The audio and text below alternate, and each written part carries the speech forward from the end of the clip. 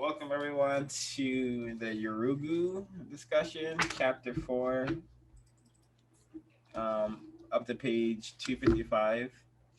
Can we all do the summary of what we got from this, like what we thought it was about, what we understood it as? Um, I'll go first, and then I'll just call on someone. Um, so, from my understanding of this, we're talking about learning about the European self-image, how it perceived itself, and other non-Europeans or non-white people. So, and we learned that the European, like the male, is the positive. It sees itself as being male, female bad. It sees itself as being scientific, being creators of civilizations, savers of men, and it maybe even understands itself to be a force of pure destruction. If I understood this chapter correctly, particularly the mad scientist one. Also, we're able to see itself as the world savior, the white syndrome thing. That's something we probably all were familiar with. But yeah, I have a lot of things to share about this. What's this? What we read. And Mary, would you like to go?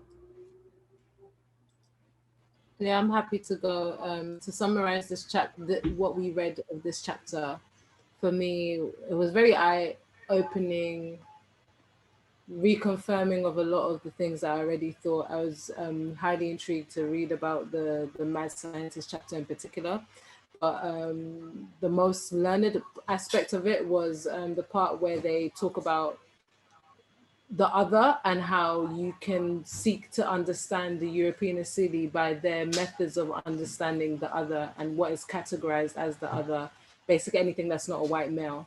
And yeah, I just really enjoyed um, that exploration of them viewing themselves as civil, of fighting for their version of universalism to be what it seeks to be civilized. And I liked, really, what I liked the most was the fact that they highlighted the concept of the European not having a culture, which basically points them to be non-biased and able to universally comment on everybody else's culture because their culture makes them uncivilized, whereas and irrational and biased, whereas them not having a culture, which is actually just disguised as science, the European culture is disguised as science, marks them as being able to be comment on everybody's point of rationality because they're rational without a supposed culture. I really enjoyed understanding that from this chapter.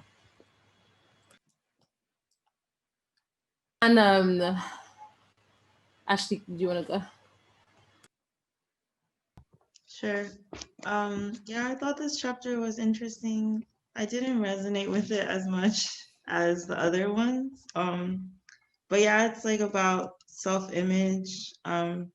She goes through like, I think a common theme is like rationality and the idea that Europeans are like not just rational, but that rationality is like the best way to approach everything. She talks about how like the default for the European is like a man, and how that part was kind of confusing for me. But like yeah, like how they have to exist in like not just a dichotomy, but a dichotomy that's hierarchical instead of understanding parts of a whole. And then they go through the glorification of like science, and then the mad scientist being, I guess, the negative side of what Europeans perceive to be like the negative side of their Asili. And then the parts about being a savior of the world, like civilized man coming to save the rest of the world, which is like a common thing in colonization and imperialism. So yeah, I'll pass it to Trey.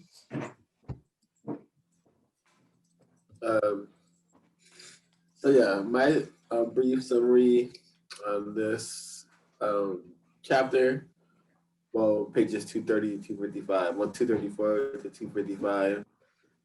What stood out to me the most is the expansionistic way of existence of the Europeans.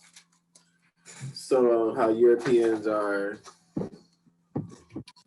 they are expansionistic by nature, and how they don't see um, non-Europeans as having the ability to own land.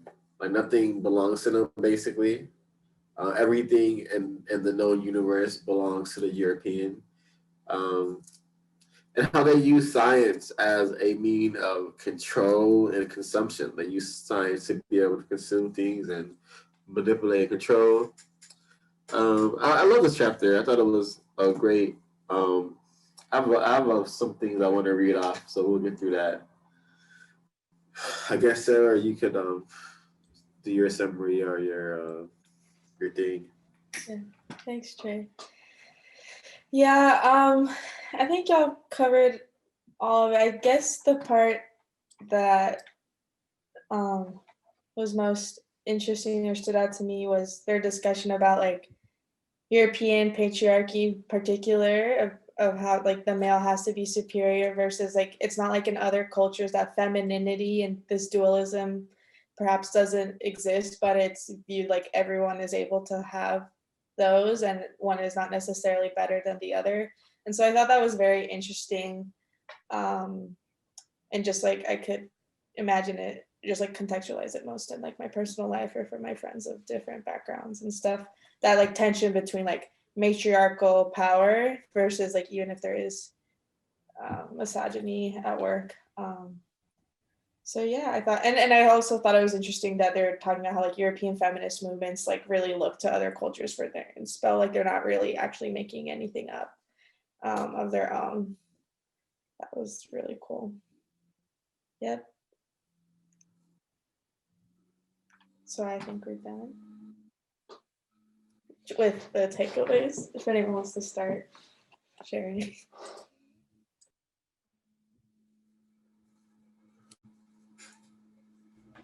Yeah, would anyone like to start sharing? Thanks, Sarah. Yeah, I'd like to start. Thanks, Trey. Yeah, I'd like to start sharing. I wanted to read this from page 241 and get you guys' thoughts on it. Let me get to the right page.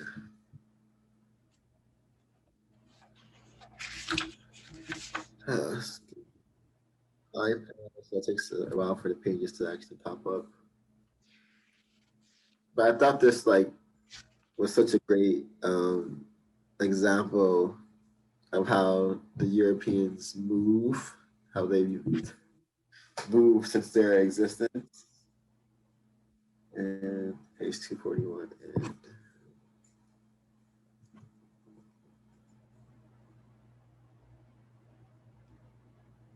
all right, so like this, I want to talk about how they use these terms like critical and non-critical and rational and scientific, civilized. All these things mean the same thing essentially, like right to own, right to control, right to dominate.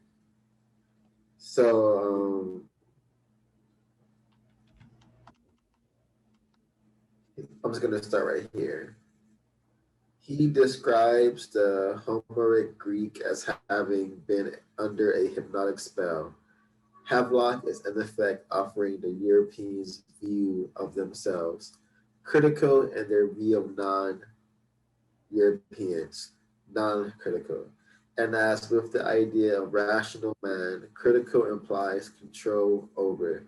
For the European mind, it implies an agent who acts on things, people, information, while the non-critical being is passive in a trance to be manipulated by events, objects, emotions, and by critical man. For Havelock, the surrender of non-critical man is accomplished through the lavish employment of emotions. Again, a relationship of power is implied and underlies the European conception of himself as critical, rational man. So I interpret this as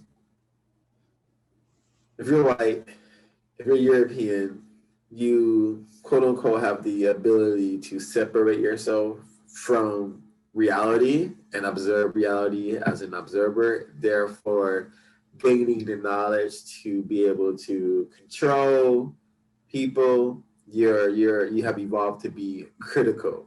You have a critical lens, you have a critical rationale, and you're able to, shoehorn your way into positions of power. And they have projected the image of people who are not white, people who are not European, people who are considered non-white. These people are considered non-critical, therefore passive, therefore ruled and dominated by their own emotions, therefore dominated and controlled by those who are critical. Hence, there's those who are quote unquote rational men. So I thought that was a really great interpretation into like breaking down how Europeans they basically abstract themselves in these ways. Like I'm not a person. I'm a rational man. I'm civilized. They abstractify themselves through these types of words and labeling.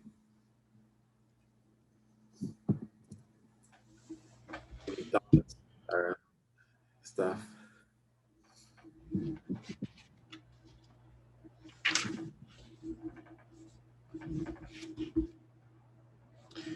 Yeah, I also had that part highlighted, and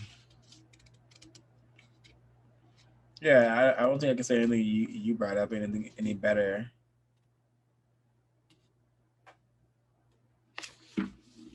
But there definitely has been a successful job at making creating this passive trance.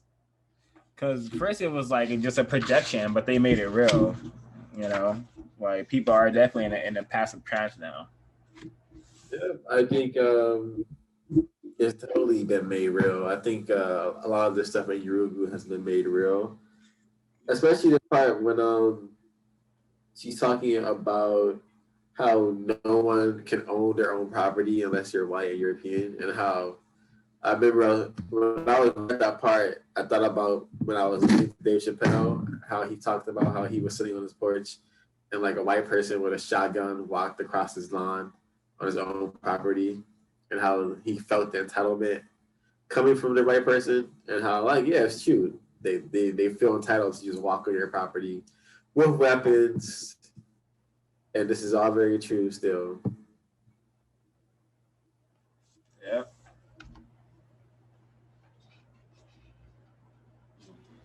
For me, what the passage that you read, Trey, what it made me think about was the dominance of putting a flag on the moon, or the British Virgin Islands, or just claiming land that has no business being claimed.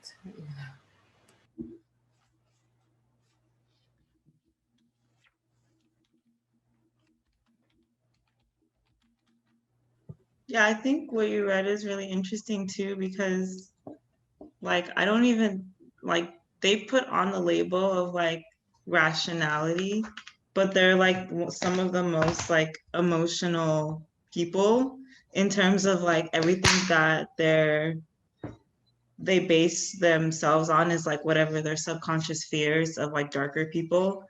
And like it doesn't have a lot of their decisions don't even have to do with rationalism, but they frame it that way. And so people will like argue with like white supremacists based on a rationality. And it's like it's a losing argument, right? Because they're not using rationality. They're just pretending to. And anything that you do is going to be an emotional response, even though their whole existence is an emotional response.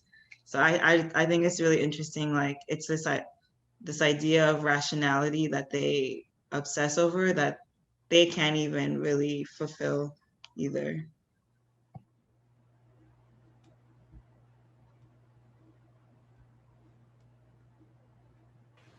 Yeah, I totally agree with what you just said there, Ashley. Like piggybacking off what you just said, for me, that what that like kind of caused my attention to is like that's part of the sentence where Marimba literally states they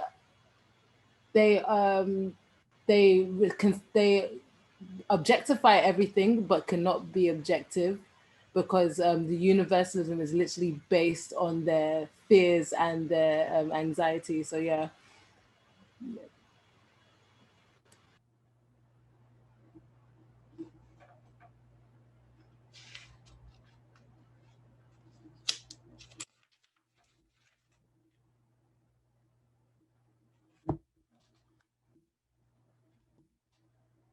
So I'm gonna read this from page 238 because I thought it was interesting, and it says the isolatable features are interrelated, and each functions to support the other, combining to form a cohesive ego, which uses the conflict/tension resulting from an inherent deficiency as a continuous source of energy. What emerges in this discussion is culturally visible self-image that functions meaningfully to support normative sanctioned behavior. So like I think it's important for us to understand the ego as something that, like she says, continuous source of energy. I think like also be interpreted it and decoded as the ego being something that has like infinite capacity, like it is insatiable. It's something that can grow, and I think we will be able to understand how like the mindset of someone who wants to expand like their ideas throughout the universe. That is the example of an ego that cannot be contained. This is like an ego-driven material world that we've been plopped into, and if you understand that, we're super able to understand like how the European has trained everyone else and their ego. Is that making sense? You know, normative sanctioned behavior, that being, invading places like Panama, going there, killing people, Iraq, Afghanistan, um, Africa. The United Nations literally can come to your country and start killing people if the UN sanctions it. So this is this is as usual under European white supremacy. Yeah, it makes sense that Marimba Ani like coined it as a cultural ego. It is it makes sense that ego, narcissism is the culture. And we're always so quick to say, oh, Europeans don't have a culture, but it's like they don't want you to understand that the culture is what you exist and live in. Yeah, culture. Yeah, exactly. Culture is what you do, and what they do is dominate. Yeah, I think I like that part, especially about how it's like sanctioned. Like the other day, my roommate was like playing the news, and they were talking about what's happening in Nigeria, and they were like, we like, even though this footage is very like, gory and like, or like it's very hard for like, us to watch, it's like necessary, like we have to put it. And I'm just like, but like, you won't show like drones like bombing people in like Iraq or something, but this is like something that we have to see, which I just thought was like really interesting. And it is interesting the way that the media, et cetera, is like complicit in sanctioning what is valid violence, and like who are good victims, and when should we highlight the right victims and stuff. Have y'all seen the quotes? Oh, go ahead, Trey. I feel like symbolically, by them saying this has to be viewed, they are like subconsciously or indirectly teaching people, look, even Africans in Africa, police force treat them really poorly. So, why should we care about what's happening to them? But yes, I feel like it has multi uses, and all of those uses are propaganda. To me, TV is just it is propaganda. Whatever you see on TV is propagandized messages, and are almost always like serve to encourage your nationalistic view of whatever country you live in. And also to Yeah, I totally agree. No, I was done. Sarah, you wanted to say something? Mm-hmm. That I'm sure y'all have seen like quotes from Obama's book this week. but something that I saw on Twitter, he said, that just is reminding me of what y'all are saying. He said, in places like Yemen and Afghanistan, Pakistan, and Iraq, the lives of millions of young men like those 3 dead Somalis, some of them boys, really since the oldest pirate is believed to be 19, have been warped and stunted by desperation, ignorance, dreams of religious glory, the violence of their surroundings, blah, blah, blah. And he's like, I wanted somehow to save them, and yet the world they were a part of and the machinery I commanded more often had me killing them instead. He like wrote this in a book. Like, it's just... It's literally straight from Yurugu when she quotes where it was like we had to destroy the city to save it. Yeah, and he's like, even the supposedly black man is speaking like a European so well. Like, just I like, wanted to say I acknowledge them, Yeah, I wanted to save them, send them to school, give them a trade, drain them of the hate they had been filling their heads. Like, that's also in Yurugu, as if like hatred isn't valid, as if you have to love the people killing you, and like any other response is like super like crazy. Like, why would you say that? So yeah, I that's like a really, like, I really like that you said that, because like I think I've said this before, but like people do that with like people who join ISIS. It's always this idea that they're just like these super like emotional, irrational young men who are like angry or whatever, and they join because they're religious fanatics. But then it's like, look at 9/11, like you guys, like this event happened, and then you guys went to all these countries and killed all of these people, and yet you're in like, but that's rational and we're saving. But then when someone sees those people dying in like Belgium or something, why wouldn't they go to fucking Syria or Iraq and join this organization? Not to say that like I support what ISIS does, but I'm just saying it's the product like, of American, like what you're saying, like imperialism and violence. Yeah, and that's what I was saying earlier. It's like, even though they act emotional, they'll just put a veil on it that says they're rational. But then when another person acts in the same way, it's such a like amazing points brought up by you, Sarah and Ashley. Like, I just wanted to chime into that as well. Like, my experiences of like working in mental health, one of the things that I had to do in my training was like identify like a terrorist or an extremist. One of the things that they wrote as a symptom to be able to identify a terrorist and an extremist: do they feel isolated from the others around them? Do they seem like the outcast? Like, literally questions that are like alienation forced.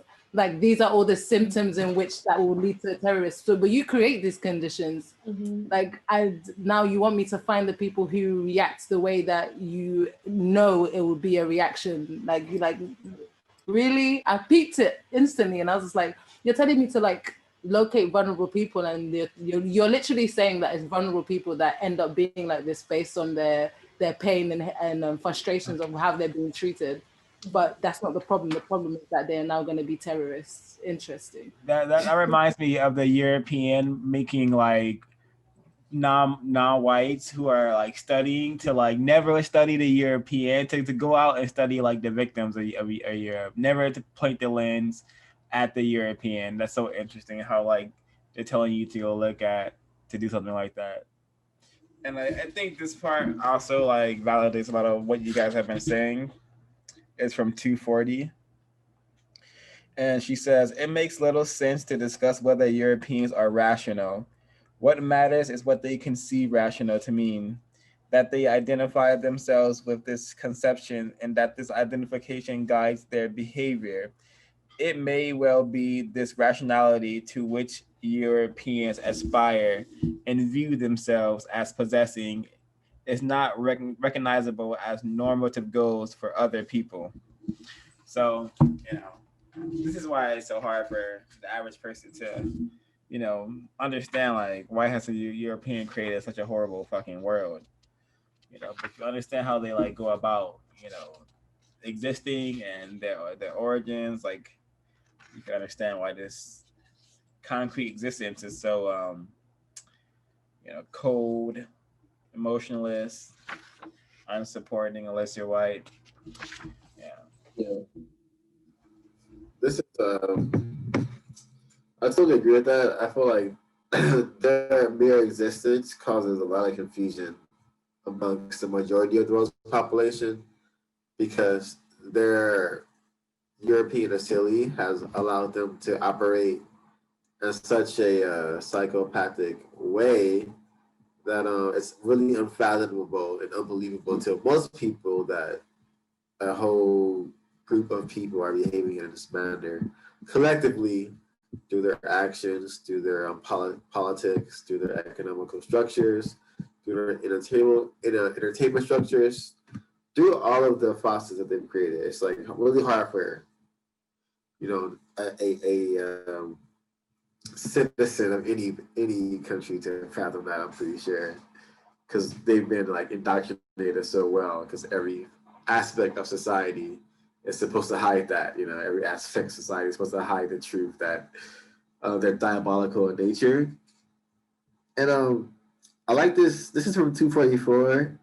It's a really short piece, but I really enjoyed it because I think the Iceland Inheritance is an important book, and it also was like I was gonna read it from 244. The issues from the initial European self/other distinctions where male is self and female is other. Michael Bradley says Caucasoid sexes have never really got used to each other, never really completely trusted each other. This, he says, is because of the extreme sexual dimorphism necessitated by Neanderthal development as an adaptation to the glacial environment. Caucasoids, he argues, descend from the Neanderthals. Bradley assumes that males are more territorially assertive, and as the category of the term was approached, territorial by Neanderthals, men feared women as the bearers of children who would substantially supplant them.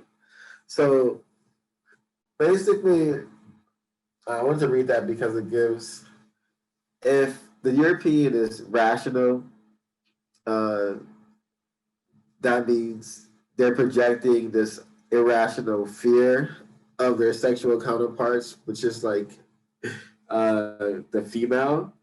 And it's interesting that she's quoting Michael Bradley, who wrote the Iceland Inheritance, and how Europeans basically associated women with their death in a way because they had a baby, they have to feed the baby, and the baby would probably, replace them.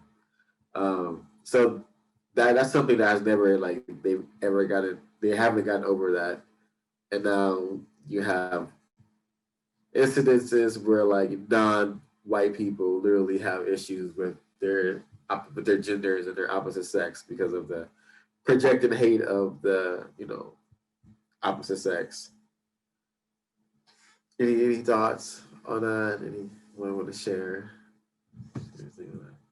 I just think it's so twisted. Like, imagine the culture where you see a baby and you feel threatened because it's gonna overtake you, like what you just said, Trey. I know it's in the text, but like versus in other cultures, like people see babies and it's like, oh, the future, like pass me, because you see that like everything is connected and blah blah blah, and like you see yourself in this child, not this baby is my death and my demise. Like that's crazy.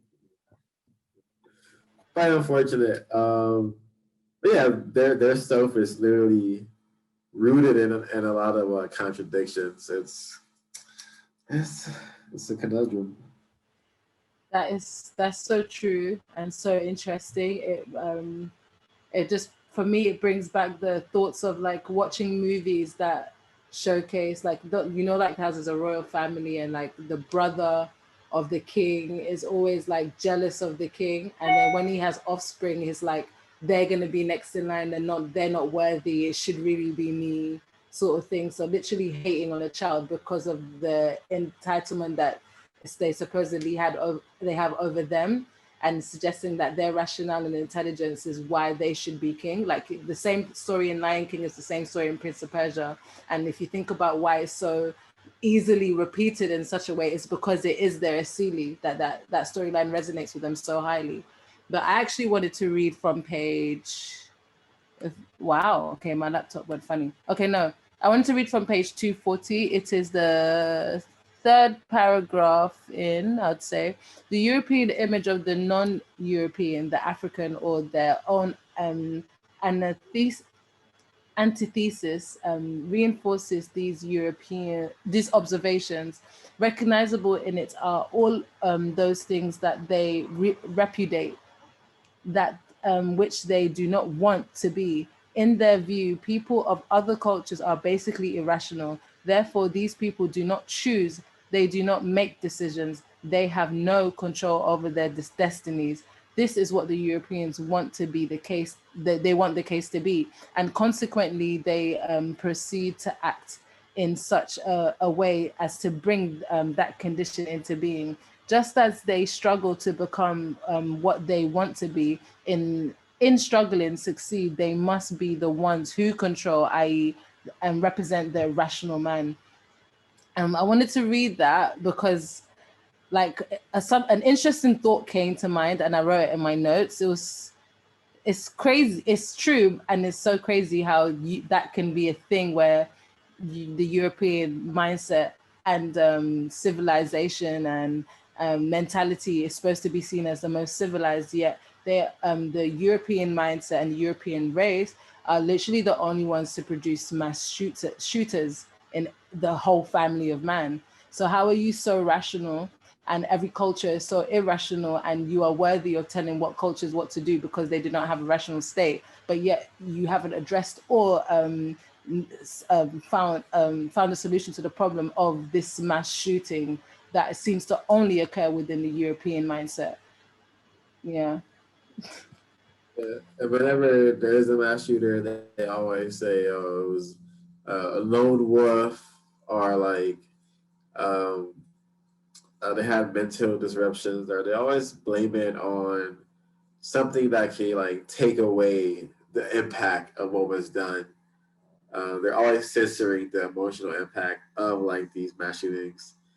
I totally agree with what you're saying of that. Yeah, totally. Exactly, and it doesn't make sense because you are so quick to like show other parts of the country and say, look what they're doing, that's irrational. But you can easily pinpoint the lone wolf. How many lone wolves is it going to take in a year to understand that it's a you problem?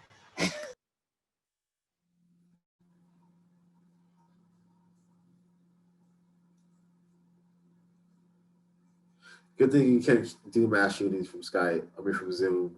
You know, the kids are safer now. Yeah, the kids are safer now. An emotion. That's actually really true. Like, I remember dropping off Z and always thinking in my head, like, someone could kill her today. Like, honestly, like that's the type of sick world we live in. That like any second, so if some white guy is just like angry about something that has nothing to do with kids, or is like in a basement playing Call of Duty all night or something. Yeah, or a student in the classroom could stand up and just start shooting in the classroom. It's insane. It's absolutely insane. But when you understand the European mind and how the European has manifested its mind throughout the entire universe, because this is all. I don't want to trail off and talk about what's illusionary and metaphysics and all these things, but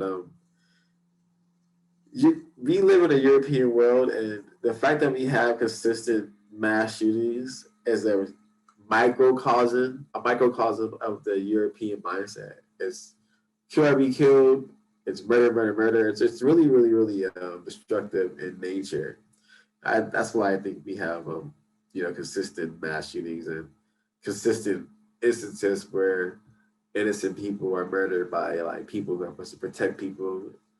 It's all connected.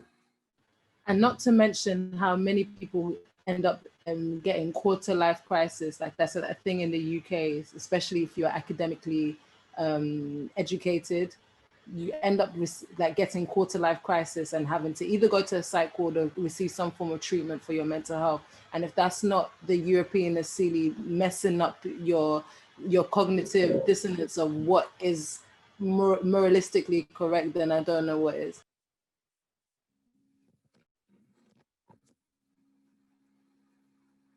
Yeah. I wanted to read something from 245. Does anyone have anything before 245? Yeah, actually, yeah, I have a couple. Yeah. So do we all understand how like the in the European facility that their woman has no value other than to be controlled and dominated? Do we all have that understanding? Yeah, like the woman, how Marimba describes it as making us the other automatically. Yeah. And she says on 243, it is not a question of which gender dominates, nor whether everyone can become male. That is, take the dominant position. Rather, it is a question of whether our view of existence dictates the necessary cooperation of female and male principles for success and the continuance as a whole. So this is where she's talking about, I believe, the how like the African worldview and other non-European philosophies like have seen the gender where like it's not like it's competition, but as Trey mentioned earlier, the white people see it as like competition. And the next page, she goes on to say, but if we accept for the moment a Jungarian analysis, the characteristics for the Europeans breed were indeed male: coldness, control, oppositional thought. Even females who succeed in these terms are incomplete, as the culture is in a continual state of disequilibrium because of lopsided development. Since its facility is not based on the principle of complementary or wholeness, but rather on dominance and destruction. So this is just them relating to each other. So how the fuck can we expect them to ever be like, peaceful and kind to, people outside of their groups when they can't even get the species as a whole in order, get some balance between the females and male parts. Yeah, Trey read this part. So yeah, that's all I had from earlier pages. If anyone has any thoughts, any insight or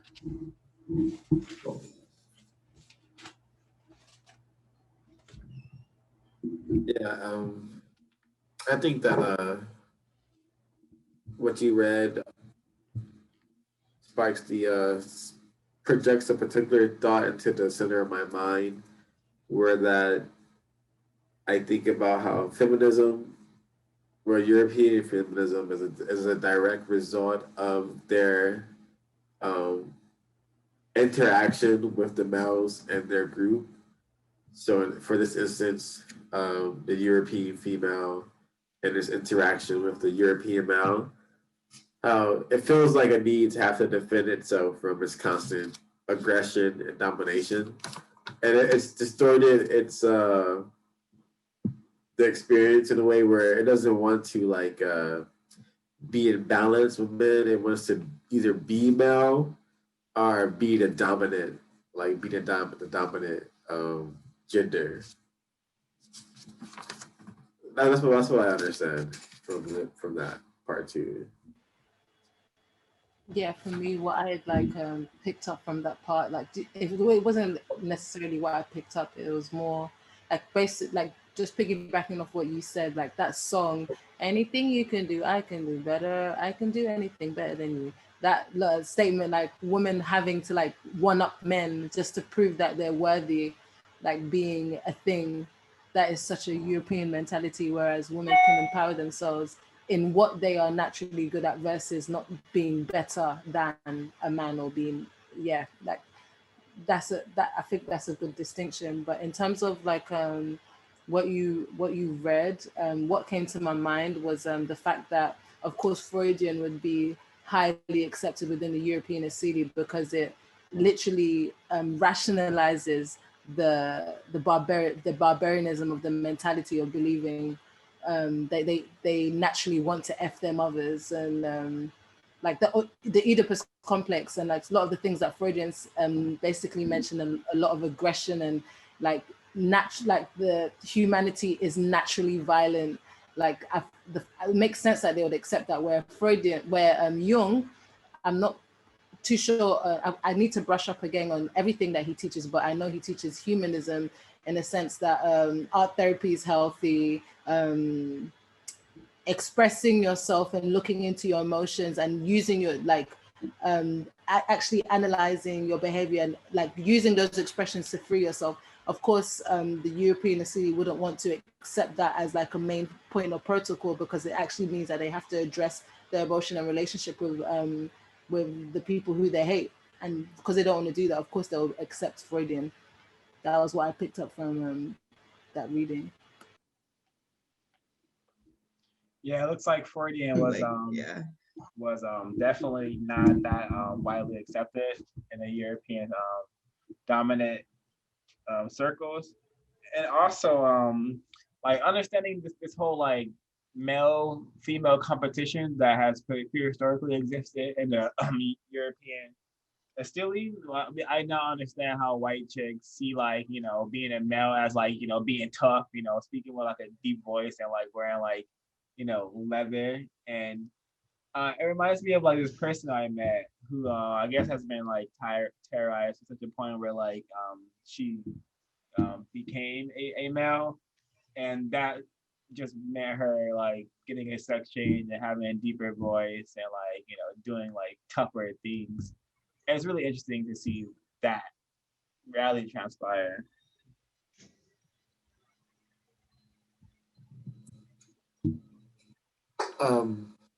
Yeah, I wanted to talk about the scientific man. So a couple of days ago, I was thinking about things, and I was thinking about science and how like and all of the like science films and science books, the scientists is always wearing like white coats, and I was like, that could be really simple, as in they wear white coats because it's easier to see if like a stain happens on there, like a bacteria or like an organism on it. It's like it's easy to spot because it's white. Hello. Or it could be symbolically white because Europeans are saying like this is a white thing. Science is white. This is our thing. These white coats symbolize whiteness. So I was just thinking about that, and then I'm reading this segment on the scientific men and how Europeans use science in a very objective way, and they try to be critical so they can control, manipulate, predict the movements of objects and people. And yeah, so any thoughts on that? To like, we have a scientist in the group, so maybe they could chime in a bit. Scientists, actually, 2 scientists.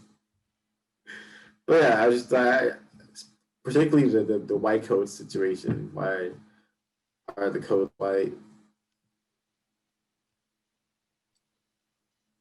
I have no idea, but I know it's like a really, really big deal. And when people start medical school, there's a whole white coat ceremony where your parents go with you and they like put the white coat on you. And it's like at that point, I don't know. It's really bizarre. Like it's like marking you as different than a normal civilian. It's weird. And like you have under different legal jurisdiction, obviously powers to do horrible things.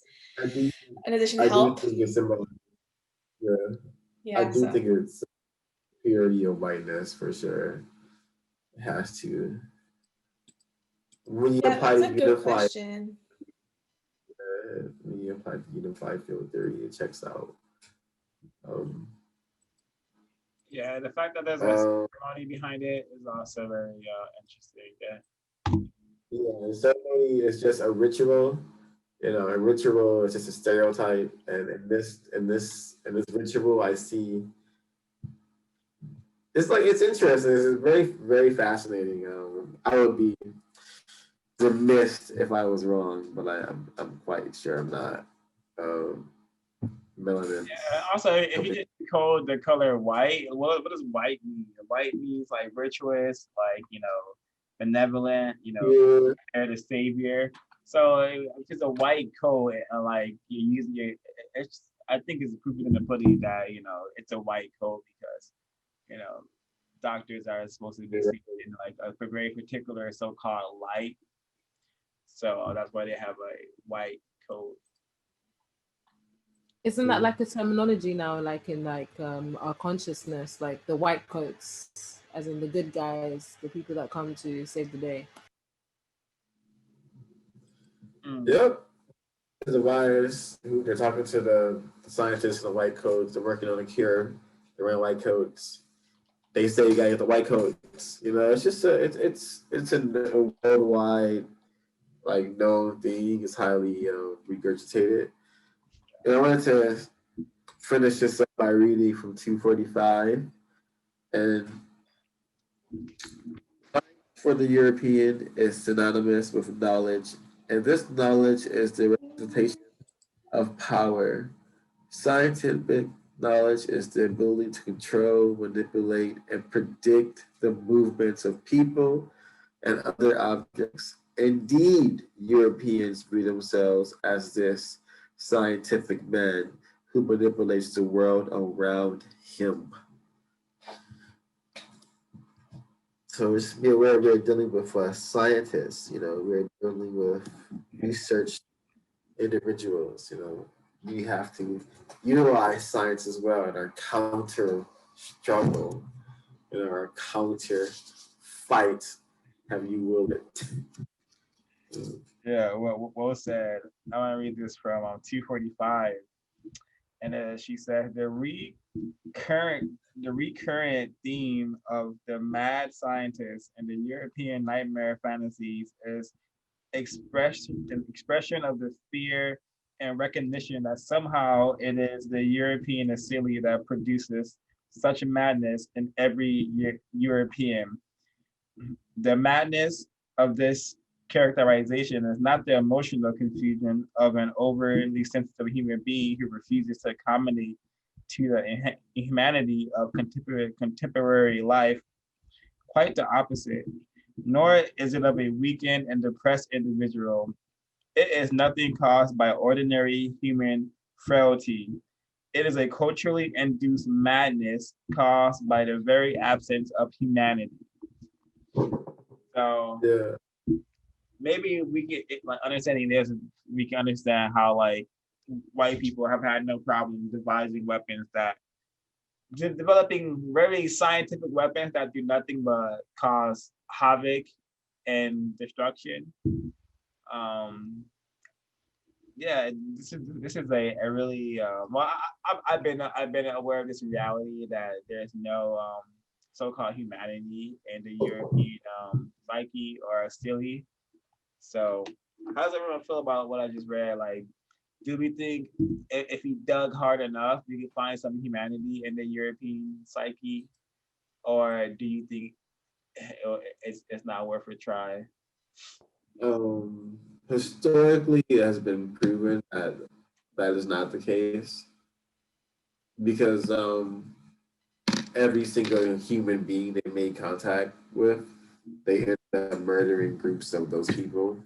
So yeah, I don't know. I can't say I don't know. I don't think that's I don't think there's humanity in the city.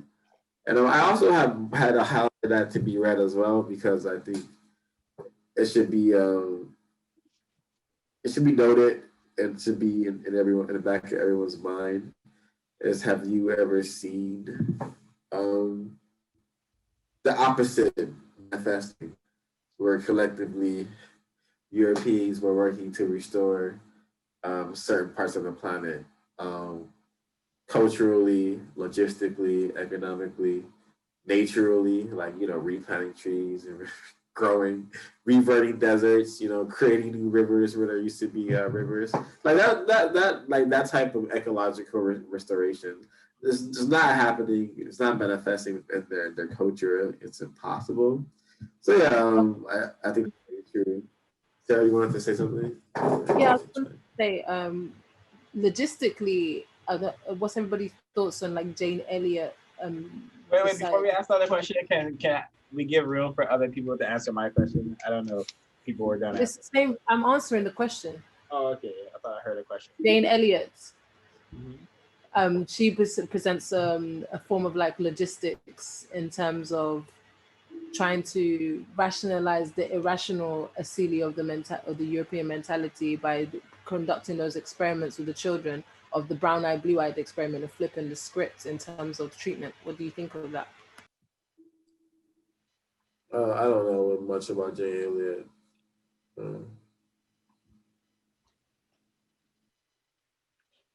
I think it's cool, Mary. I think my big takeaway from this is kind of like, and the way that I feel like non-white people can prescribe to this European asili and assimilate to this like way of thinking.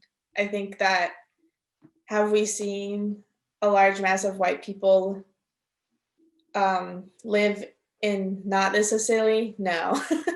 But I don't think it's like genetic or like I think Ashley's like says things like that. It's like if we create like another world, another asili, like that is the only sustainable option. Like I'm sure, I hope, I guess, that they would have no choice but to join. But yeah, historically, I mean, yeah, I agree with Trey.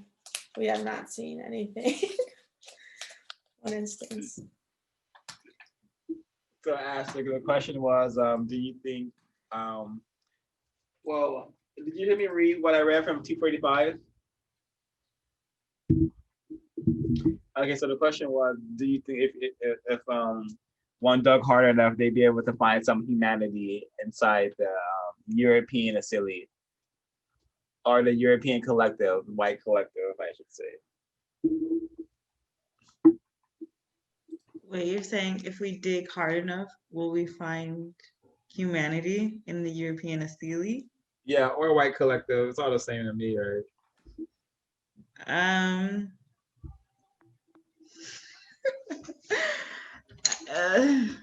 So she states that at least the mad scientist archetype of the European exists on the absence of humanity.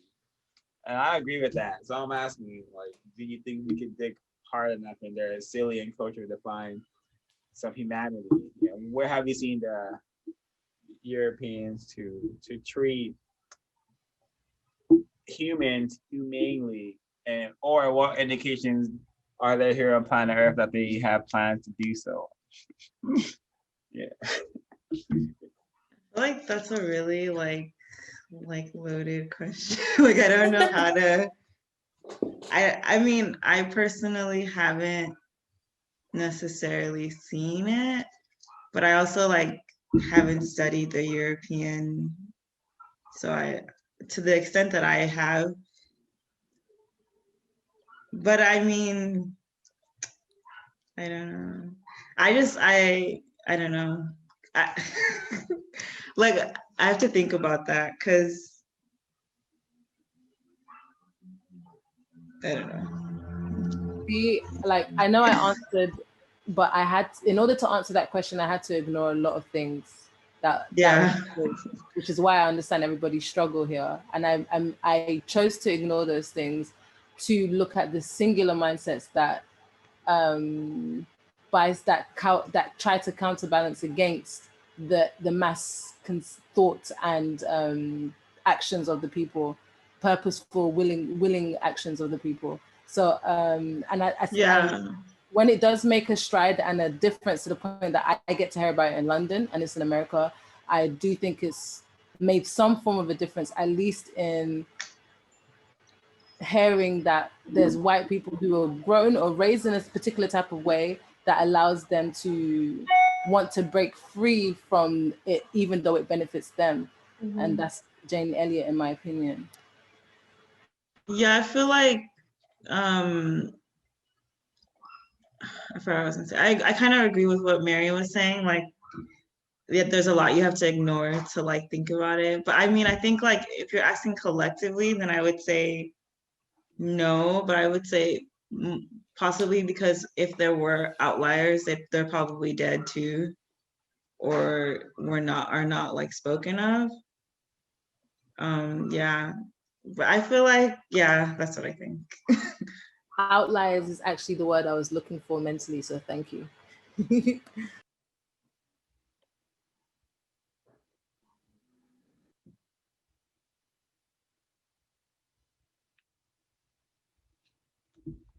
Well, for me to answer this question, I would say, looking how they how they've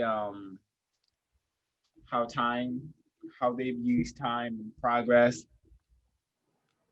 Time and progress is white people in new places interacting with new lands and peoples. And if you look at these interactions, when white people find themselves in new lands or going to new places, it's often in those moments and at that time where those places will experience a new form of suffering, under the form of like US occupation, European occupation. So I don't think we can dig enough to find humanity in a white collective. Because, that's my take on it. And maybe to even just to give everyone more things to think about. Yeah, I think okay, so yeah, I think I'm reading this book, right? And in the book, the Irish people in Ireland wrote a letter to the Irish Americans when they were immigrating here, basically being like, you guys need to like see Black people as like your brethren, and you need to stop like trying to be a part of whiteness and like oppress Black people. And it made me think like, they're saying that from Ireland, but like once they become Irish Americas, is the cult like, I feel like it's not necessarily about finding humanity in them. And I think the question you phrase is really good, because it's not about like individuals. It's more about like, is the culture so corrupting and so consuming that like, if you're in it, you become inhumane because you benefit from it. And it could be subconscious or conscious. And so like, that's why it reminded me of that, because I'm like, I know the moment that any of those people in Ireland came to America, they would not be singing that same tune, right? Because they would see all the benefits of being an Irish American and fucking over Black people in America.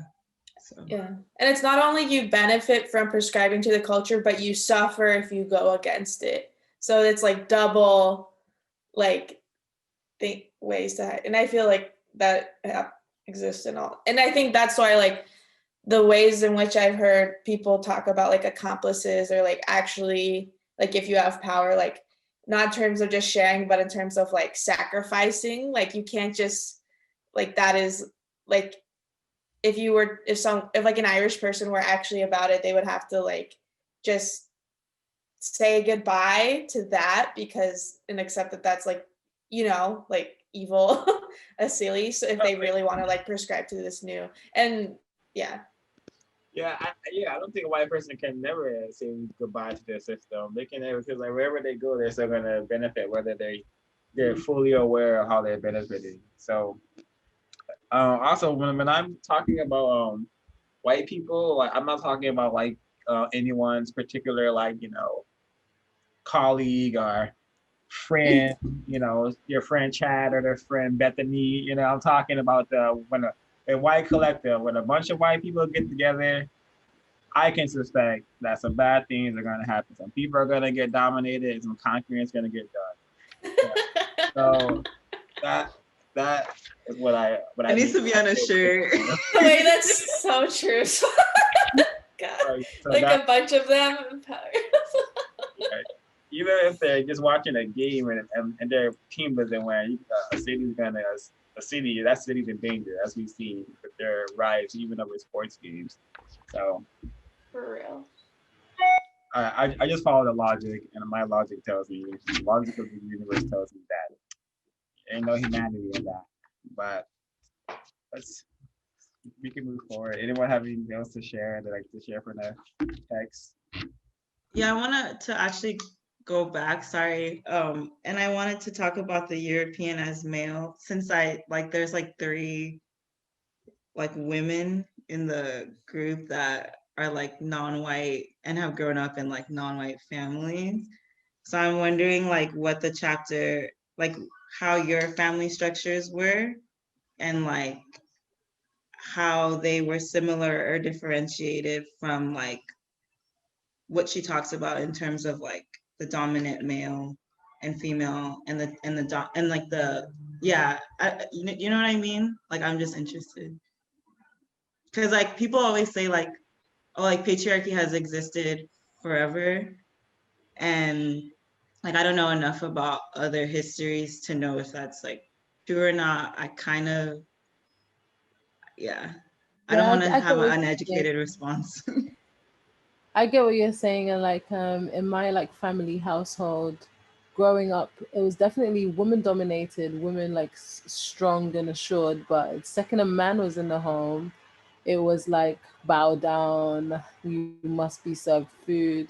Maybe that was how they like exerted their power. If I actually I'm trying to understand now, maybe that's how they exerted their power. Like we can provide food, comfort, security, but it's other than that, it was like one thing I noticed about my grandmother, when she wanted to give me orders or commands, her voice would go really deep and like really angry, like stop it or something like that. But if she wanted me to go to Asda or like go like to food shopping or buy anything, she'll be like, no, can you please go to the store for me? And I started to notice like what voice was coming in, like what was happening. Like, do I need to do an errand or am I gonna get in trouble? Like, and that for me is that playing off the masculine energy, like it's trouble time versus I'm helpless and I need something. But what I observed growing up was women's behavior being powerful. Like my grandma used to wash clothes with bare hands. She didn't use the washing machine. And it was just like, it was kind of poetic, the sound that it would make when she did it. And it was just like, I don't know how to describe it, but that was powerful in itself.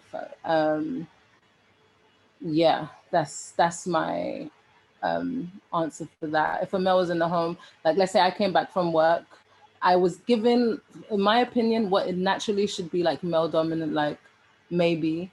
Like if I came home from work or I came home from university, I would be immediately sent on an errand. Whereas if my brother came round or like a male came round, he should be served food. Like, and I was just like, what about me being served food? It's like, I get to eat when I come back from the errand because you've been waiting all day. That's not fair. So like, so like, I was like installed with like discipline, hard not life kind of mentality, but the males are like softened and are treated effeminately. And yeah, so understand from that. I hope you can understand something from that.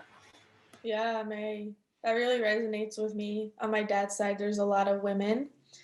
And my dad's family all lives communally together, like 6 of them, even though they're all adults. It's really interesting.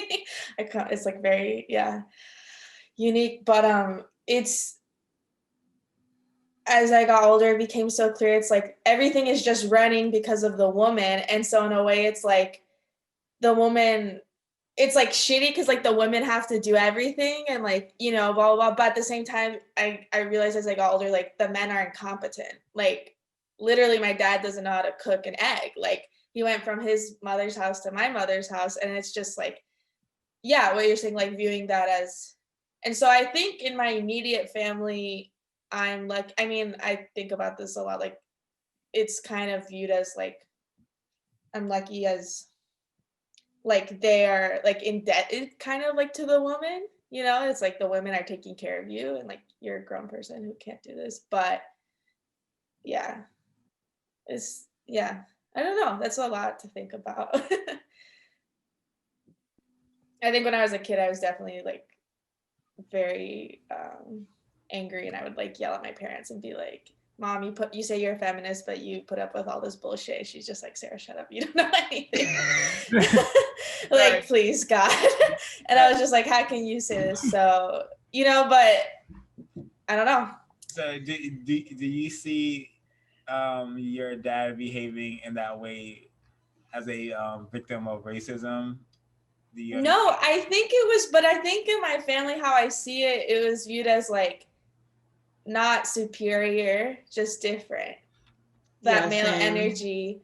And so, which is what I'm realizing, because it's not like we were never made to think like my mom doesn't have power or something, or like my dad is all knowing.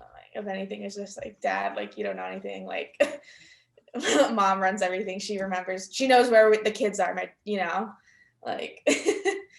Yeah, I grew up the same, like similar to both of you guys. Like I also grew up in like a house where all my grandmother's kids all live together. Like so all my uncles and aunts like live together, and like all my cousins too. But it was mostly everything was run by the women. Mm-hmm. Like they just had everything like organized and like a strict schedule. And yeah, a lot of the men were kind of like aloof. I would say like a nice term to use. It would be like aloof. And I think like a lot of it also is like what you were saying, Sarah. I think coming to America, a lot of the stuff that my mom or my mom's family would do is just devalued. So like cooking and cleaning is not seen as like valuable labor here. And so I think that we internalize that like, why are you doing this? Like this is not what is valuable. You should be like doing other things. But then in America, it's kind of complicated because it's like both of my parents worked, and yet like when my mom came home, she had to do like double work, and so it was like much more complicated. And my dad also doesn't know how to cook anything for himself as well. So it's like really unfortunate to like produce like those type of adults. I don't know if you would call that an adult, to be honest. Yeah, I think those are the symptoms of being victims of racism, because the men aren't supposed to be able to take care of themselves. The men are supposed to be like, the most helpless in this society. And a man not being able to cook is like, could be symbolic of not being able to feed himself. That is, definitely white supremacy at work, if I'm decoding things correctly. I could be wrong, but I mean, I think to an extent, like if like in Ghana, it's a colonized place, so whatever structures they had before are like upended by like colonization, and they have to like, the man probably wasn't cooking back before colonization because they had division of labor set up a different way. And under colonization, it could be that the man loses a lot of labor. Like the skills and labor that like they were supposed to do is like not there anymore. Like, and so like maybe like the person, like the dad gets the food or hunts it or like whatever, and the other person cooks it. But if you have a whole food distribution system set up by white foreigners, then what do you really do as the man? So I don't know, like I guess a lot of the things that they could have done are gone. So yeah. That's so true. Damn. It's like there's no equality of power. It's just like, okay, well, the woman's gonna just go to the store and buy the groceries. And like, I don't think my dad has ever bought groceries for the family in my entire life in the store. But it's just like, what? Like, why? Wow, like interestingly enough, like in London over here, growing up, what I saw a lot of my Ghanaian friends is like fathers were like the best chefs. Oh my god, like they were I'm jealous. To the house. And I wish. What the hell? The best chili sauce. Oh my god. Yeah, like my friends used to sell that in school, and it would be their fathers, and I noticed that pattern. I noticed that pattern, and it was even if they wasn't together, they stayed living in the same household, and I always observed that because my father was never in the household, so that was something I always paid attention to. My friends who like had father figures in their life, and I seem to think that a Ghanaian Asili is a little bit stronger in the sense of like most West African culture, because that is one thing that was predominant in every Ghanaian friend's household that I saw. Like if the mother and father weren't together, they still lived together and they had separate rooms. That was what got me, the fact that they had separate rooms. So I was That's just like, really interesting. My parents have separate rooms. The boys had a room and the girls had a room. Like the mother and the girls would stay in one room, and the father and the boys would stay in one room. It's quite interesting, but can be also very wholesome if you think about it in terms of how the communication will go in terms of intimacy. Interesting. Yeah, from 248. So I was like, enough of that woman talk. Just kidding. I'm joking. So swap. Before 248, I'm reading 246. All right. All right. For my book, just went to the last page. Okay.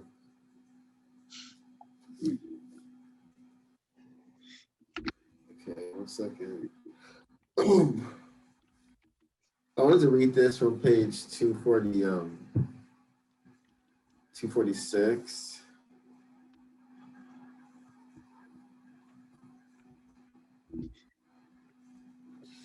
And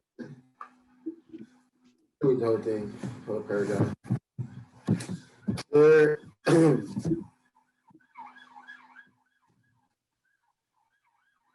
there is a certain madness, even in the fantasism and unique direction of men like Plato, Aristotle, Augustine, and Aquinas.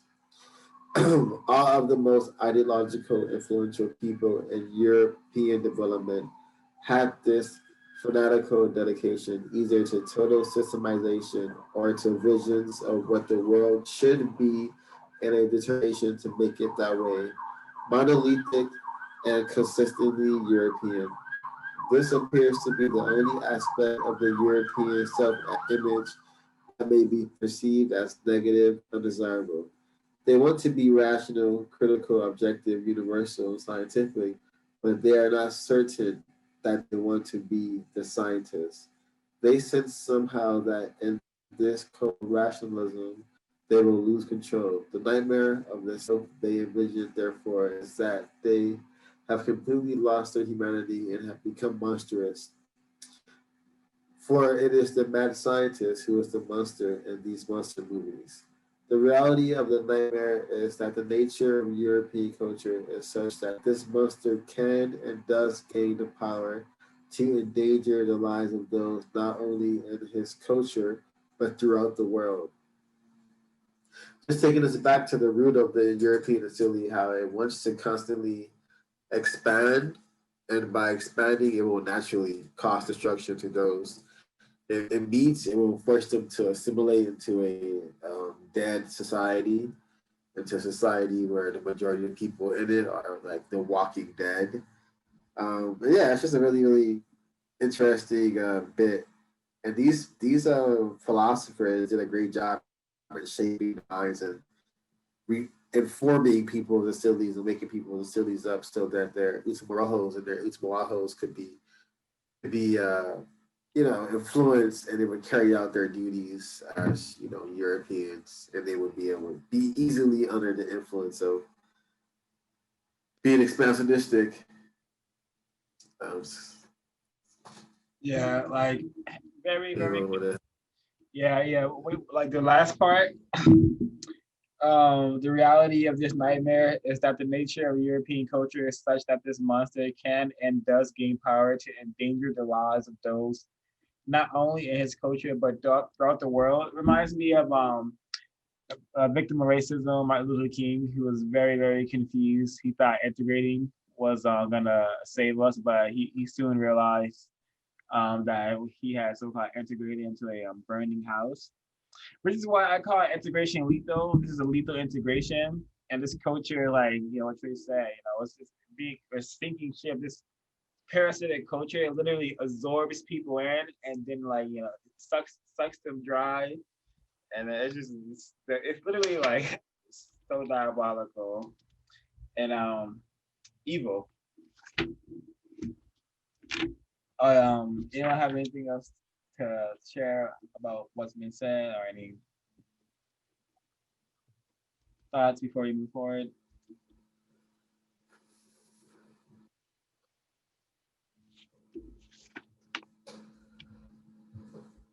Okay, well, if not, I will just keep going. So for 248, she said, this is from President McKinley in the 1890s. in a speech to keep the Philippines. This is from Albert J. Beveridge. It means opportunity for all the young manhood of the Republic, the most virile, ambitious, impatient, militant manhood the world has ever seen. It means that the resources and the commerce of these immensely rich dominions will be increased as much as American energy is greater than Spanish sloth. For Americans henceforth will monopolize these resources and that commerce. So, 1890s. Is this not the same exact thing of the Iraq invasion? My bad, the war making in Iraq. Is it not the same mentality? Is it not the same mentality I that the think Chinese so. have developed and now are pillaging Africa, plundering Africa as their white colleagues have done so for the past couple of thousand years?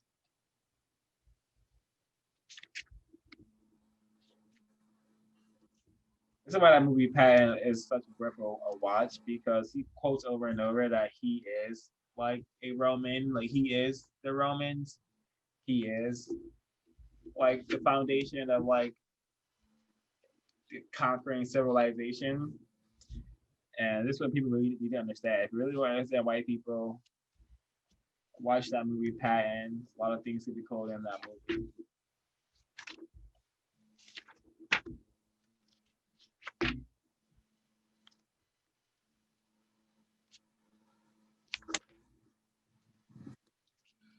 Yeah. So yeah, I want to. Speaking of conquerors, and I wanted to read from page 250. I have something highlighted that definitely coincides with what you just said. So we've investigated the mindset of the European, like they're being rational, critical, and scientific, but really mad, evil um, entities. So on page 250, it reads, this self image as the conqueror of all imagined as is manifested in a desire to spread themselves over all they see. The sun never set on the British Empire. In this way, what they control becomes an extension of themselves. The European self-image becomes translated into fanatical expansionism, insatiable and limitless. They continually seek new lands, people, objects to conquer, and in doing so, to expand their cultural until everything relates to their image either mirrors it or it's reversed. It is not accidental that the European speaks of conquering space. This expansionistic Utamaroho has been consistently a part of the cultural ego and self-image from Roman times to contemporary American life, compelling them to consume the universe.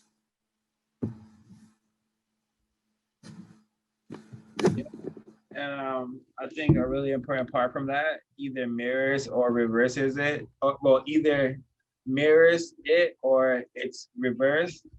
Like we could decode like the Iraq invasion of them going over there and killing all the males until like the only people who are left are like very very young males and women. You know, so when white people are there, all they see is like people that they literally are more powerful than, which is like young males and women.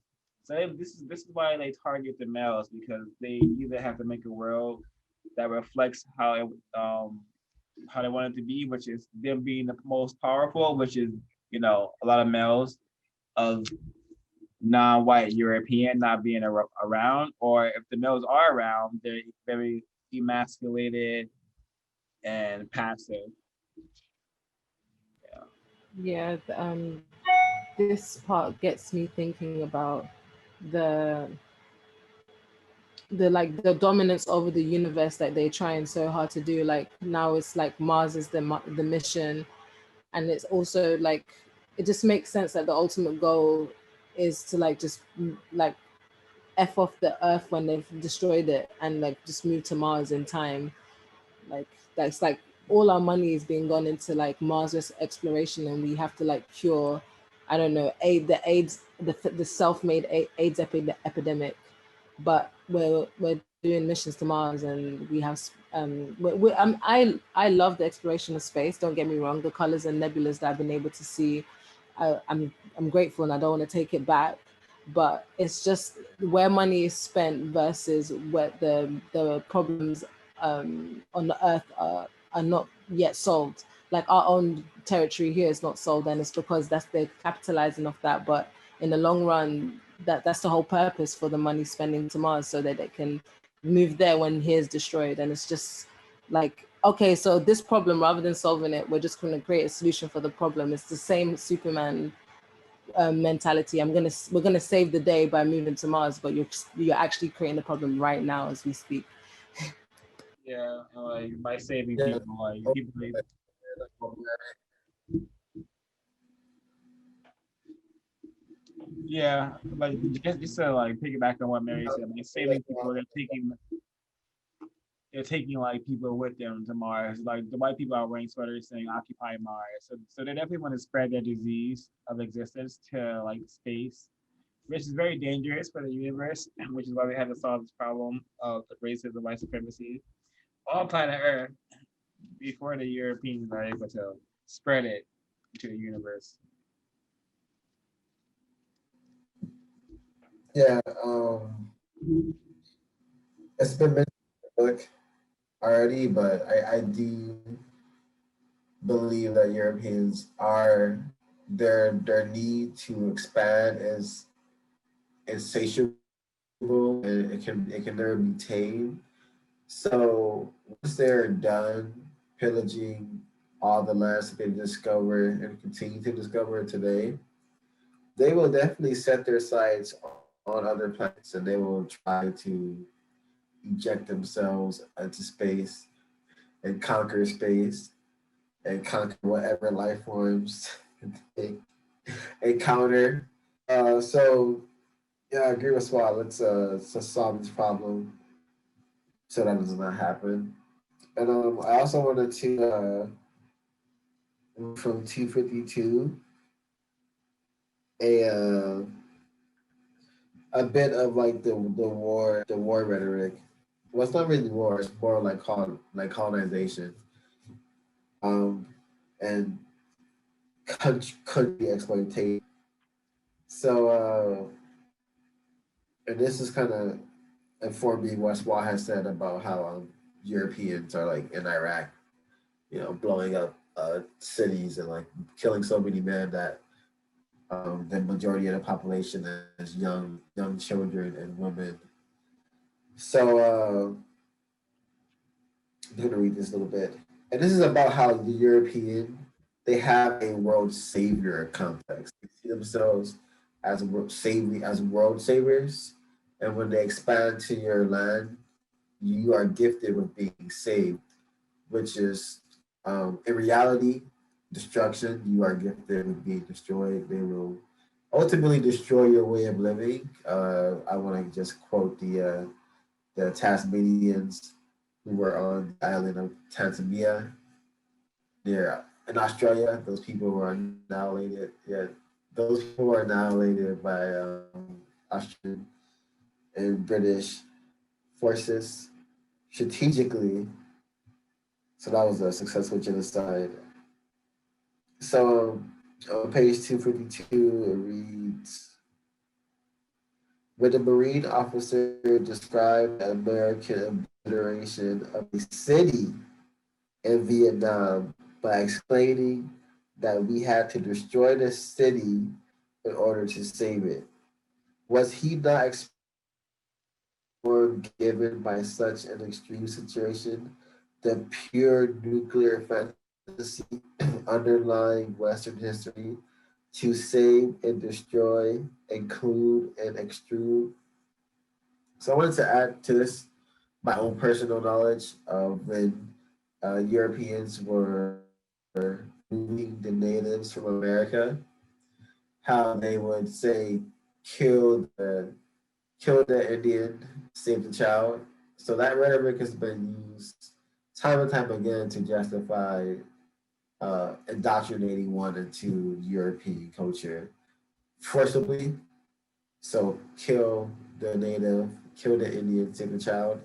That was one of the taglines for the many like missionary schools that were established, where you had lots of native children being taken from their parents and placed into these schools, where oftentimes they would die from the abuse at the white teachers there and the white staff who were running these schemes to indoctrinate Native Americans into Western society. But yeah, they're natural conquerors. Yeah, that part reminds me of like separate but equal. You know, when before they entered Iraq, Iraq had like running water. It had like a wealth of food. It was like very like technologically advanced. And as the whites love to say, it definitely blew fucking Iraq back to Kingdom Come, back to like the Stone Age, because um that's what's has happened to say, and they do that like they're giving them peace and freedom, but peace and freedom is that whole concept that Joe Coble mentions, to save and destroy. So their peace is like them destroying your place, literally just like having tanks in there, and like and white kids who are like the so-called soldiers are having a blast doing this stuff. Like they if they survive, they can make a lot of money, like sharing how much fun they had participating in war making for white supremacy.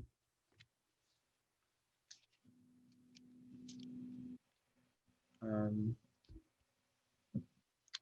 I totally agree. I have something on page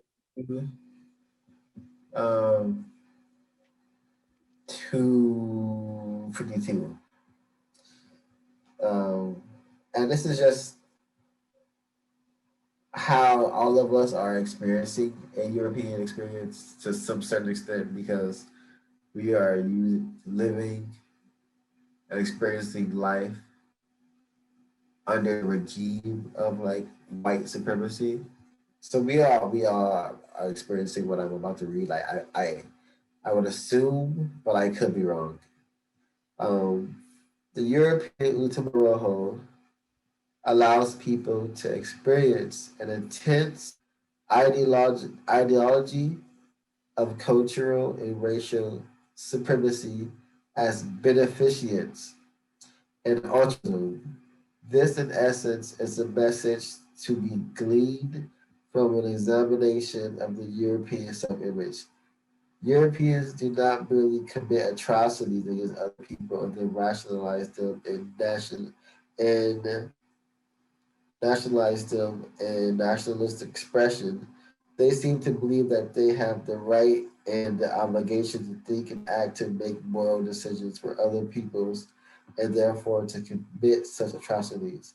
As we have seen in Chapter 1, the European Ultimawazo allows them to believe this. The European Utsumaraho is a unique ethnological phenomenon and accounts for the intensity of European/Euro American cultural behavior.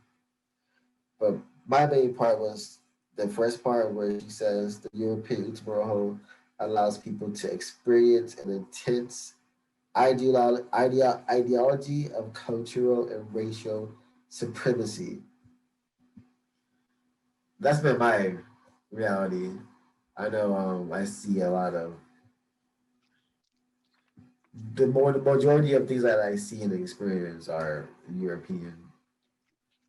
I live in Europe physically and quite literally as well. I speak the European tongue.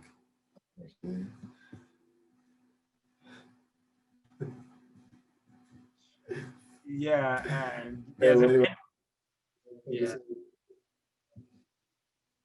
to mention some of the atrocities, just like the Holocaust, the slave trade. The slave trade is still going on, as far as I'm concerned. Yeah, any large scale atrocity involving mass death, the usual suspects are white people, racist white supremacists, collectively. This is either true or false. I wanted to read this from 255 because it just painted a really interesting picture in my head. The Niger expedition was nothing more than an invasion. Fortunately for the Africans, in this instance anyway, it failed. But those who participated in it, it was a mission of mercy. For Europeans, there are no lands that belong to others. All land and space, air and water belong to them. And as they bring order, they bring peace.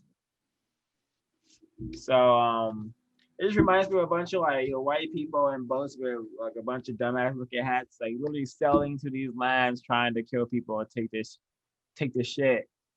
Because white people love to do it, but they call it plundering and pillaging. So it was a really interesting part, just white people on their boats in the old ages, just attempting to conquer lands and not having enough unity back then per se, but eventually develop enough to create the system of racism and white supremacy. And it's so interesting because within the same chapter, they're talking about how they go around in the name of spreading civilization, and it's like they're ordained. Like, well, I have it written in my notes. Let me just read it word for word. They found it natural to envisage themselves as agents of providence, striving to striving to a perfect temporal society. Like, how are you able to have to conquer in the name of Christ through aggression and civilize at the exact same time? How exactly are you able to do that? And yeah, I just found that very captivating. Yeah. I want to read something that gave me. Before you read, can I read something that goes just hand in hand with that passage? Thank. One moment.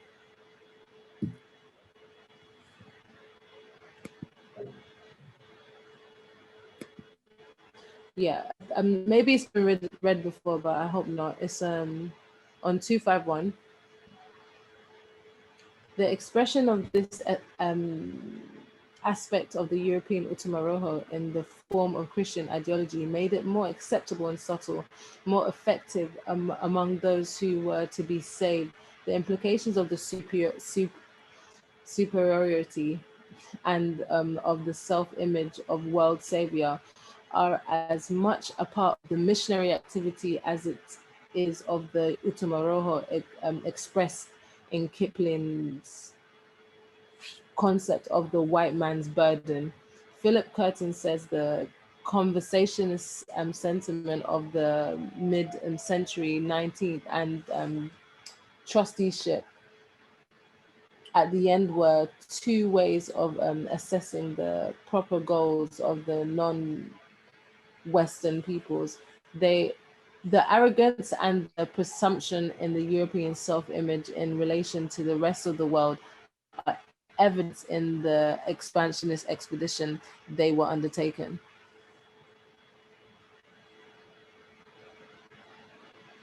Yeah, so for me, that just the fact that they even see as the white man's burden to have to go and do this, it's like very aggressive in that mentality. It's, how is it your burden when nobody asked you?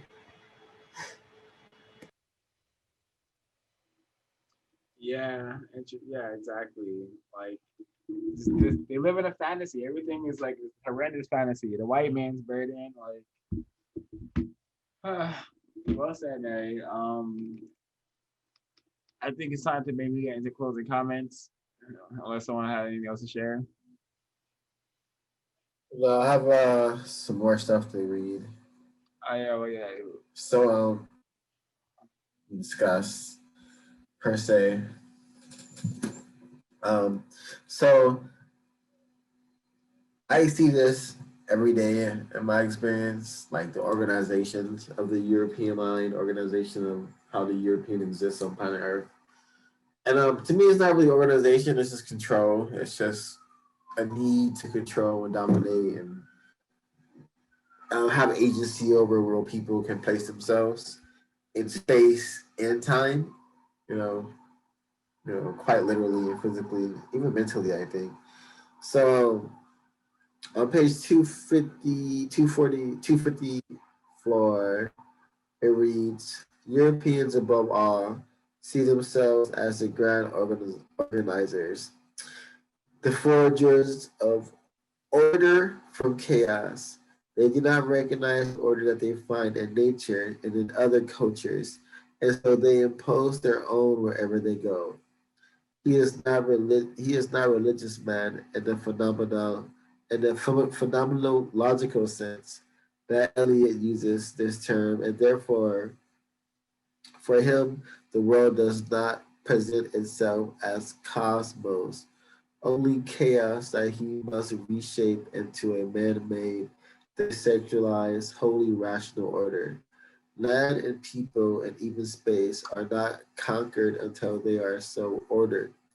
Christianity is above all an ordering of the individual, and it is the military and European culture that represents the epitome of this kind of order.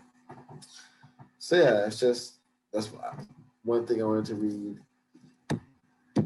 Is there any like responses to that?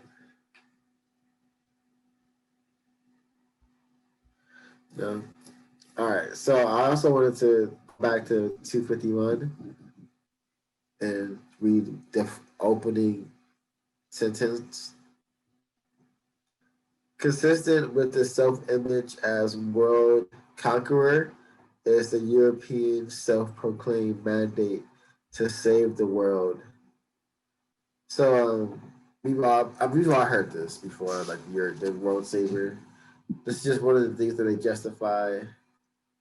Um, this is one of the things they use to justify invading different countries and finding and making contact with different people from different cultures as it's kind of the veil they use, or the mask they use. They go in as we're gonna save you, but the goal is to never save. It's always to dominate and always to make the people they're eating to conquer them or to make them a reflection of their image. Totally, just such an oppressive way of existence. No one can exist in the universe unless they reflect your image or your total opposite. And the final thing I wanted to read was from. Yeah, hold on. I got something to comment about what you just read, and I think what you said after that was really well put. And yeah, they save the world by spreading them like their ideology and their destruction through the world. You know, like if they really were so-called world savers, we wouldn't have climate change. We wouldn't have all this pollution because that's how you actually save the world. But you're totally right. They use like the world saver as a guise just to spread, so-called freedom and their capitalism and their so-called democracy, which is just white supremacy and getting more subjects and slaves in their system. Yeah, and I feel like the whole like world say like I'm trying to like I'm wondering do the typical American public really believe that, or do they just know that they're gonna get the spoils of the war and they're not even gonna have to deal with war happening on their like land? So why should they care in a sense? Like I'm wondering because I understand like the whole world savior thing, but I feel like at this point nobody really like. Do you think that the average person really thinks that they're saving the world, or do you really think that they're just saying that and they also know that they just want to get cheaper gas prices and stuff like that?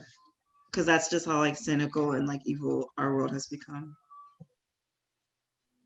That's a good question. I really, I think the average like American is mind controlled to be a fool, not to know much about nothing besides like what they see on the news. And I don't if the news ain't talking about it, I doubt they know about it. So I don't know. I would be highly doubtful if the average white person or is educated enough to understand what that you know how the country justifies invading or war making in other places.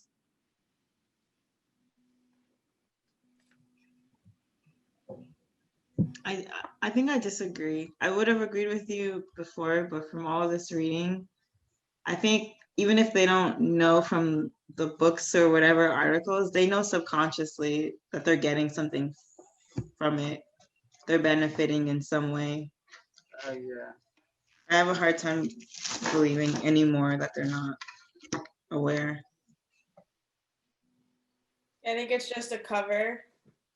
Like everyone's like, wink, yeah, we're doing it because we care about these people, and then everyone's like, yay, we're gonna benefit from all these our money and resources and making weapons and stuff. But yeah, like learning about how like white people came to America and all that they were given when they came here, like all these huge plots of land that all these white people, European immigrants were given, like it makes you like and they knew that it was coming from somewhere, right? Someone lived there before, but they didn't have to think about it, right? But they knew they were getting something from it. And I think that subsequently, the wars that happen, they know that they're getting something from it in terms of like killing the Native American people to get more land. And now that there's no more land to get, there's still like resources and other land, other places. And I think that subconsciously, at least, they're aware that we're gonna get something. And it's not about like, I don't know if I'm making sense. Yeah, That no, makes a lot a of very lot of sense. you.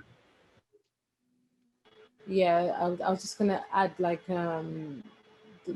it's definitely true, especially like people who are like situated in Australia, most countries, New Zealand, like they all had a calling that of a call out, come to this country, there's fresh land, but only because people are been freshly killed, that there's fresh land for you to be on there. But they don't mention that part, that your whole like, oh, we came from nothing to something is literally from being given a handout of land at 40 acres, everything that was supposed to be given to a freed slave.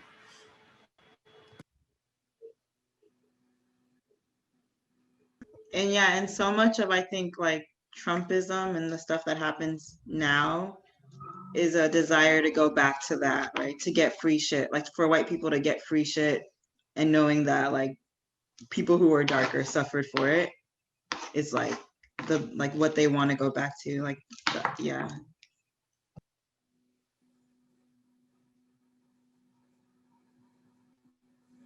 Well said, everyone.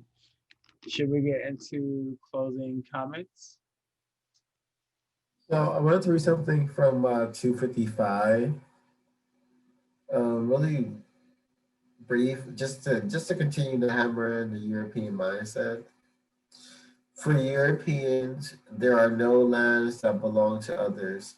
All land and space and water belong to them. And as they bring order, they bring peace. So this is something that I just wanted to read to like kind of conclude my takeaway from what I had read from these pages is Europeans, just like they are able to say who's a man and who's forever a child, they also feel entitled to say who can own land and who can govern the air and water and so forth. Yeah, so just wanted to read that. Kind of make everything succinct. Very clear mindset. um yeah, just definitely proves the mindset.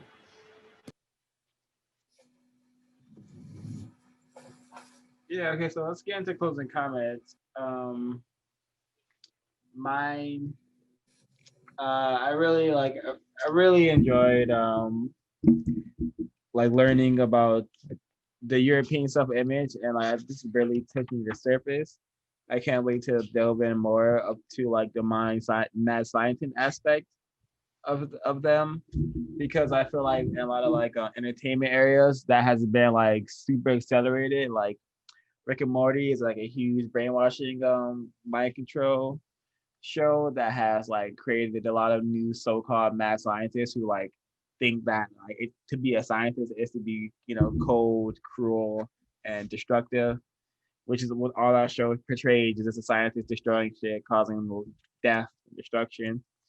So I really appreciated it. It just, we don't even have to like, you know, look that hard for like the stuff we speak in these discussions to, you know, be true, because all the truth and proof is around us. Like everything we're talking about manifests in like these invasions of brown countries, so-called Middle East, all the turmoil in the Middle East, you know, the whole history of U.S., you know, slavery and terrorizing Black people. Like, so the stuff we're speaking and the stuff we're learning is really important. And I hope it gets some people really serious about understanding the people who dominate the world, white people, and how we can go about solving this problem and create a world of justice where no one is allowed to be mistreated, and those who need the most help receive the most help.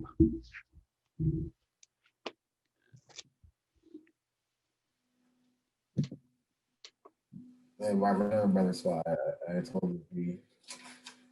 Um, my closing comments is, yeah, I've been consuming a lot of information, and some of the information like adds more confusion. So I'm trying to just determine in my own mind what I want to focus on. Some Negroes are more focused on um, metaphysical, continuous feeding of the ego, and you know, just things that are not constructive. So for myself, I'm just gonna continue working on the solution to this problem that I know affects me every day and affects those around me every day.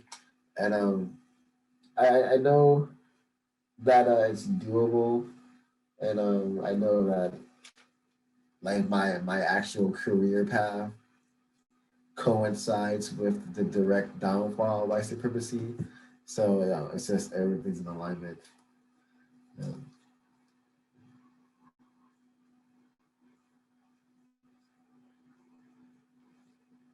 Um, whoever wants to whoever wants to go, you can jump in. Sorry, I was finding a quote that I wanted to read, but it's that I didn't necessarily find it. I wanted to use their own words against them based on Aristide's statement. Let me see if I can find it.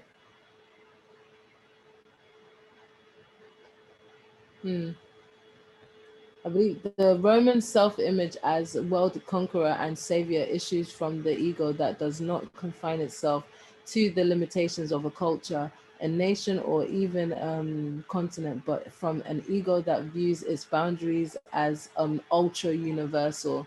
I feel like having this understanding and concept of universal knowledge and information, and depicting and understanding and pulling apart what is the patriarchal white cis male mentality and how it will benefit them, and then finding ways to stamp it out and work on collective ways of growth for ourselves. I'm always going to say practice group economics, circulate the black pound, and I really enjoyed what I've read so far. And yes, I'm like Swa had mentioned about the Rick and Morty being like a form of brainwashing to make you feel like intelligence is also synonymous to like being arrogant, not giving a shit, and being able to just have the intelligence to get yourself out of your predicament or problem by going into like multiple parallel universes and not having to deal with it because you're all intelligent, all powerful. And yeah, so disassociating that and then trying to find that understanding, that the moral arc of science and mentality. Like there's a theory that you cannot even reach a certain level of advancement in science until you reach a level of like like your moral arc won't allow you to reach that level of consciousness because you'll be destructive with it.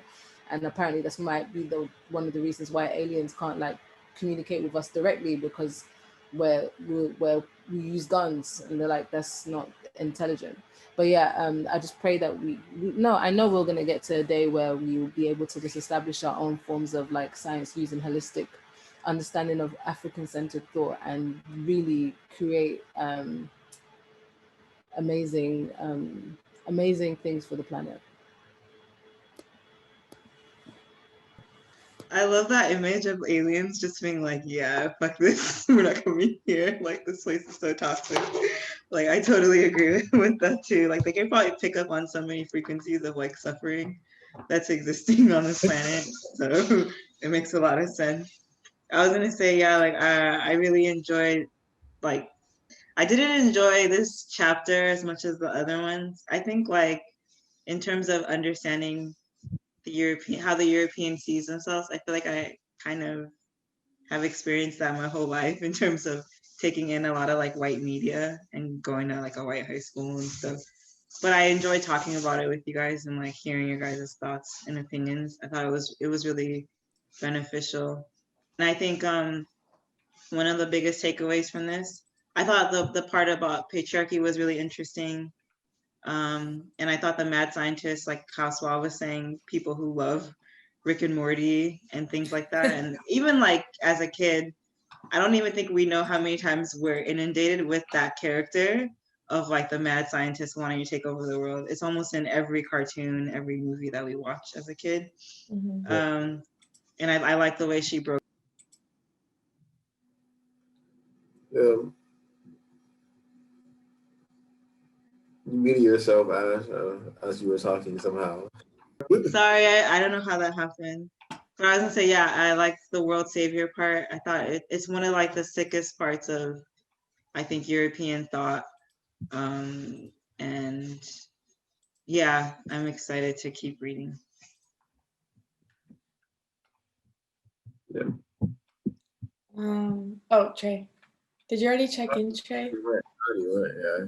Sorry, my brain is so fried. I'm like so tired.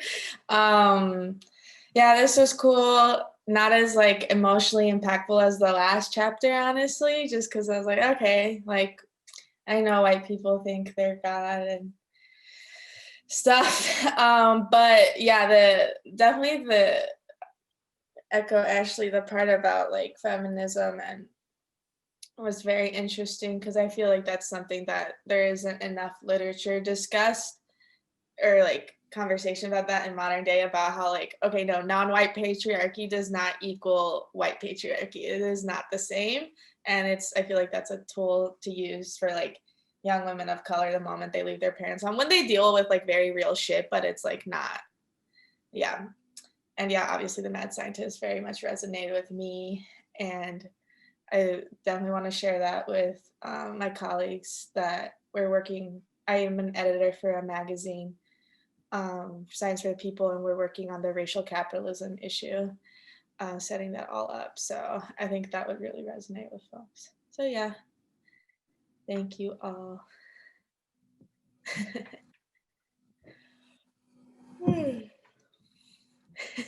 Sorry.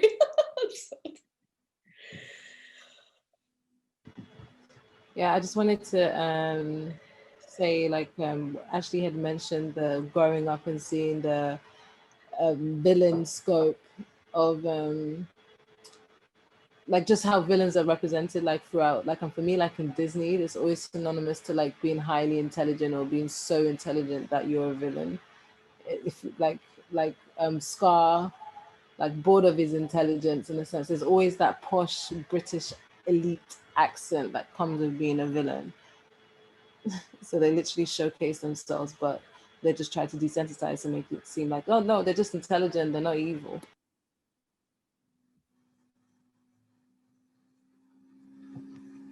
I wonder if the white supremacist is supposed to resonate with that person, who thinks they're like intelligent and above everyone, and then the children are supposed to resonate with like the characters who actually have like souls. Most definitely. I feel like it's like an inside joke constantly. Every joke that's told is like an inside joke. Personally, I feel. Well, it's not inside because you get it once you get to a certain age.